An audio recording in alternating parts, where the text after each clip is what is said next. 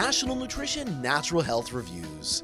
3 minutes of the latest naturopathic info with Canada's leading nutrition experts. Watch, learn, and get healthy naturally. Hi there, I'm Naturopathic Doctor Jonathan Beatty, a health expert here at Nationalnutrition.ca. Have you ever been stomping through the woods, enjoying a nice leisurely hike, and all of a sudden you get this little itch on your ankle or your lower leg, and you reach down, you start scratching, and the next day you realize you've transferred poison ivy to your entire body. If that's ever happened to you, you realize just how unfun a poison ivy exposure can be. The problem with poison ivy is not necessarily the whole plant, it's actually the resins found within the plant.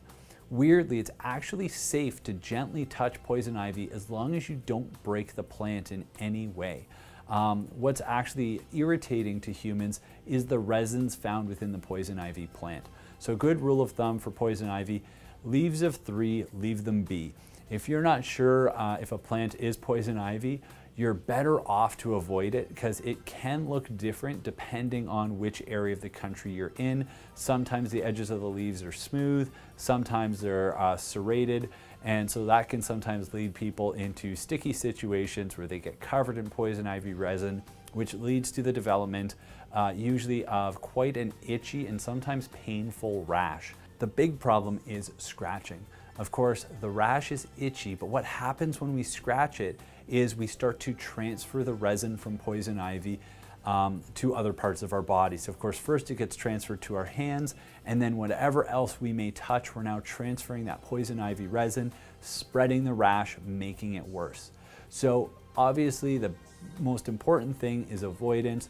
If you're going in an area where you know there's going to be poison ivy, use protective clothing, and by that it has to be something that's non-porous. So you need something like rubber boots, something along those lines, because even if say you have linen pants on or cotton pants on, the trouble is the resin can actually penetrate through your clothing, touch your skin, and still create poison ivy rashes.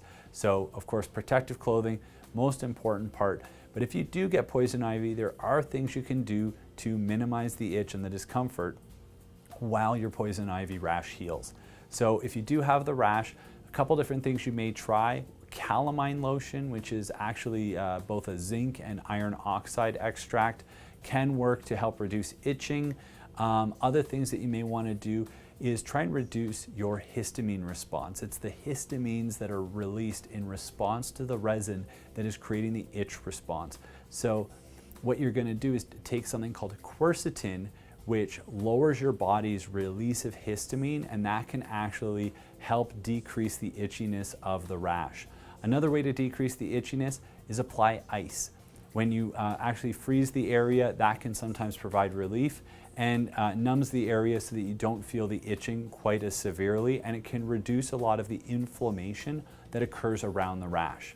Additionally, you'll want to take things like zinc to help strengthen your immune system to ensure that the rash doesn't get further infected, because of course, if you scratch a rash, you create breaches in your barrier immunity, and suddenly the area of the rash becomes a ripe opportunity for pathogenic bacteria to basically create an infection. So ensuring that you've got proper immune function is really important.